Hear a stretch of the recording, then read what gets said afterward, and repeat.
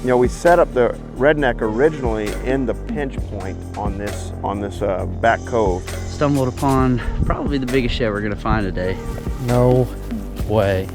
This is the first ever shed we found from this deer. No. Is that big? Yes, are you kidding me? That's the third shed we found from that deer. Good find, boys.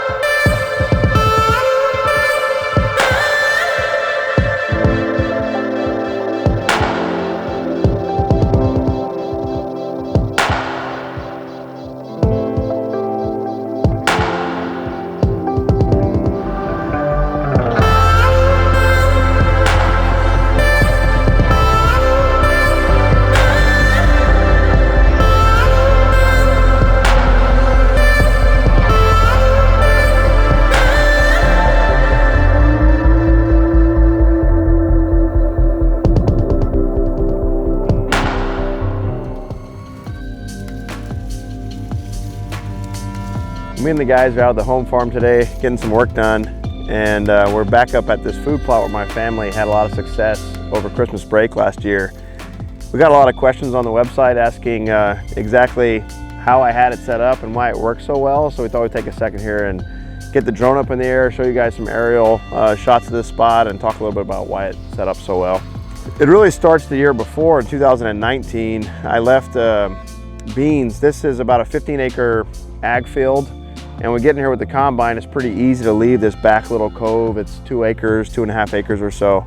You know, we set up the redneck originally in the pinch point on this back cove. I've got turnips back against the timber and then the standing grain. And we're finding that a lot of deer were working their way out of this big giant bedding area. Some were not coming out in the cove. They were coming out right in front of the redneck where it is now, and then others were coming out there. So we're missing deer. And we had Tex up here, we had Big Mac, and we were having trouble getting them in the bow range.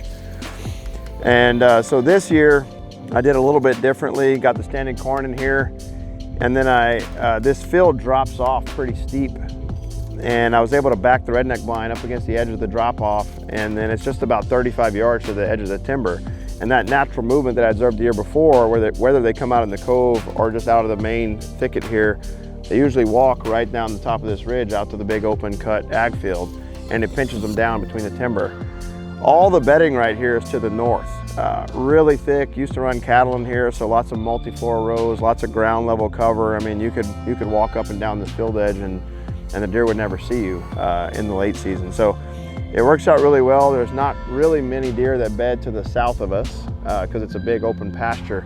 So we can sneak up the back with a north-northwest wind, pop up in the blind, even with deer in the field, and then have a great hunt. I mean, we're having 20, 30 deer. They just all filter out, work right in front of the blind and out to the field. And so with kids, you know, the redneck blind's huge. Being able to talk and teach and move around, and then being able to pinch them down right here between this thick timber makes a really big difference for using the crossbow or a compound bow. So hopefully that helps you guys make sense of that scenario a little bit better, and hopefully you can apply it to one of your hunting spots.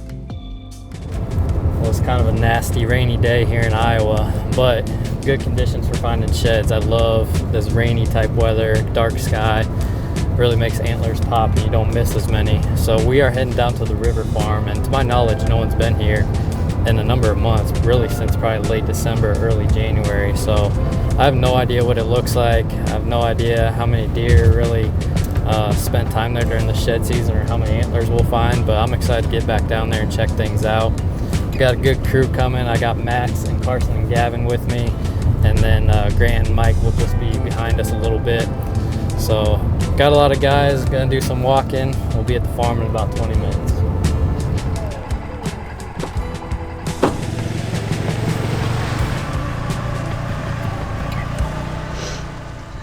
Jared just forgot something in the truck, so I decided to hop out with these guys and just take a little poke around this little plot here, and stumbled upon probably the biggest shed we're gonna find today.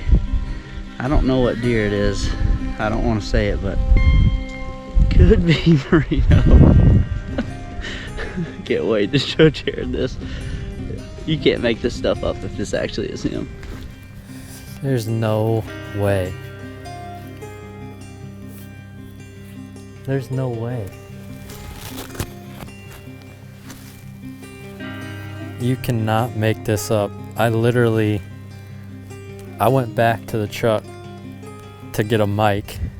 I told them they could walk around here because we came here to film a little segment on this tree stand. I had an encounter with Merino back in November, and Max stumbled on this shed. This is Merino's shed. I mean, I was coming here today. Obviously, we all want to find Merino, but we haven't seen him in forever.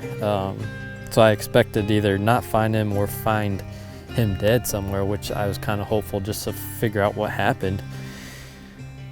We've never found a shed from this deer until now. And I mean, you want to talk about a shocker of all shockers. I thought there's no way. And for us to just walk in 20 yards and find it right here, right where we were going to film anyway, that's crazy.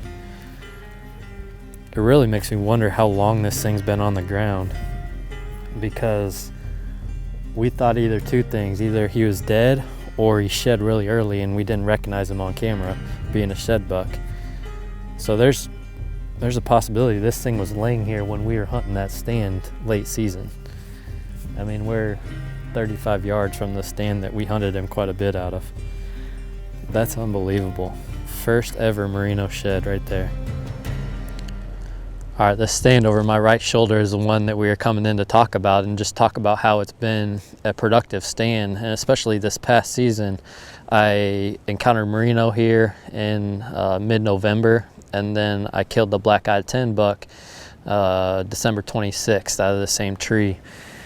And I think what makes this stand so productive is really the access to it, and the fact that we don't really have to come in too far on the property to get to it. It's somewhat on the north side. We don't have to walk through a lot.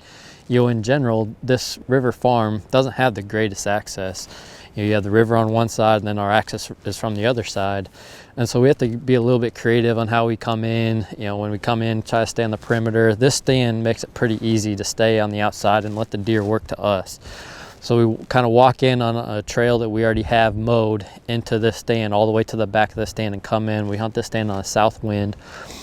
And a lot of the deer come from the peninsula and through this, what we call the park area. This park area is real open, but there's so many deer that travel through it. And the fact that we can let the deer work to us and see them coming from a long ways off is what I really like about this stand. You don't get busted a whole lot because your wind advantage is pretty good. And ironically, this was the one place I encountered Merino, and as you saw, he did bust us.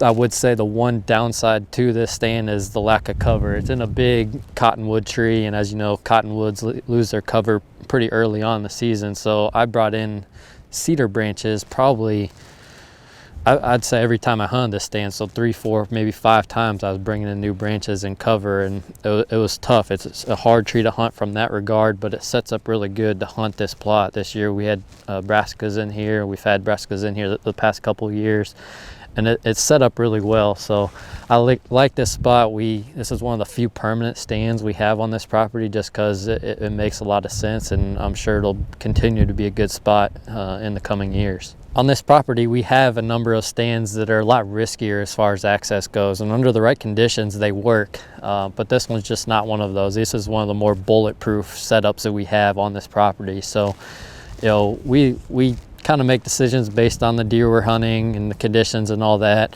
and just the nature of this property not setting up and having the greatest access. We have to take some calculated risks at times. But I think the productivity of this stand and the benefit of this stand is you can hunt it over and over again. And Mike and I both hunted this stand a number of times this year, and really had good hunts for the most part on every single sit. So that's this stand. And as we move forward, we'll be talking about more certain locations and why we think they work or don't work, or what conditions they work under. It's always kind of fun to look at this, and even on our end to kind of refine these setups and maybe tweak them a little bit. I know there's a few that we'd like to maybe move it around a little bit based on certain hunts the past couple of years. So we'll start doing that more this off-season series. For now, Mike should be here soon, and we're excited to hopefully find the other side of Merino. That's it's really changed the dynamic of what today is. We're really going to scour this area and see if we can match it up.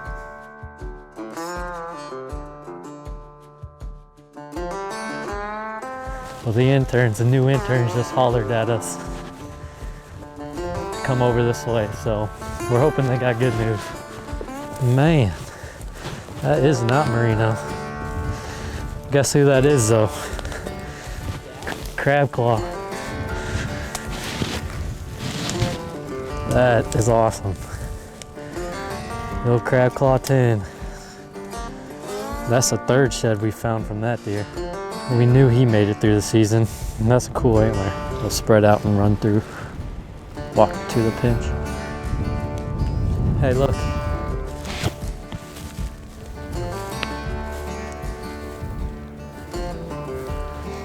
Old Carson says he got a real good one now. Man, the base looks huge from here.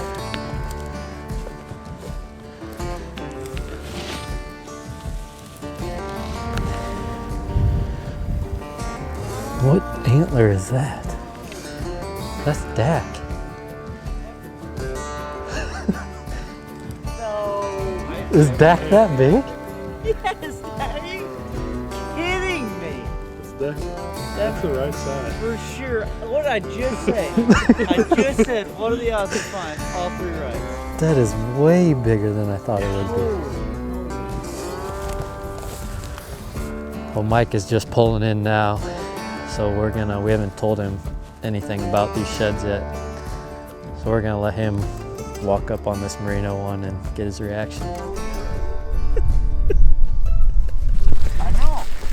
I bet it was at the shed button for sure. I wonder. That's unbelievable. We've never found a shed off of him. That's the first one. So that's only the beginning of the. Only the beginning?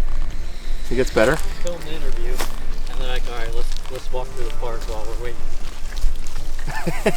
Found this one right there. Nice. Oh man. And this one on the edge of the pinch. What? On the edge of the park in the pinch. Look how big that was. I thought he looked big in person. Way bigger than I thought. Man. When I saw him in person, I kept doing, he's got to be 170. Look at that. Holy moly. Gavin found a match over here. That's that, it's that big 3-year-old 8. Hey, we found a left side. Yeah, this is the one you passed. Well, we're wrapping up our little shed outing here. A couple hours of walking in the rain, and it's by far the best outing we've ever had on this property. Some really good antlers. Obviously, you saw we found Merino the first time ever. We got old Dak here. Yeah, one side of him. The crab claw 10. Surprisingly, we found all these 3 right off the bat and never found the match, just 3 right sides. So we got some more walking to do. We did match up this deer. It's a good, what we think is a 3-year-old 8. Tons of encounters with him this year. Grant passed him up about an hour before he shot Bob.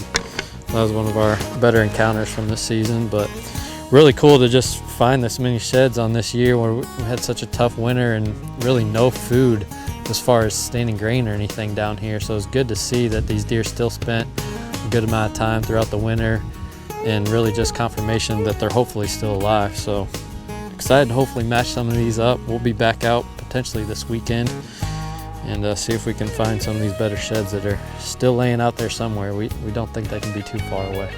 Yeah, I was pretty surprised. I mean, I think all of us came down here with not very much expectation to find sheds, how much ice and snow we had and not much food, but awesome to find these deer. We had the match set off of Dak last year, match set off the crab claw 10, so hopefully we can match them up again this year and continue that story. And like Jared said, get out here this weekend, do some more walking, and hopefully get a little bit of work done out here, get some frost seeding done.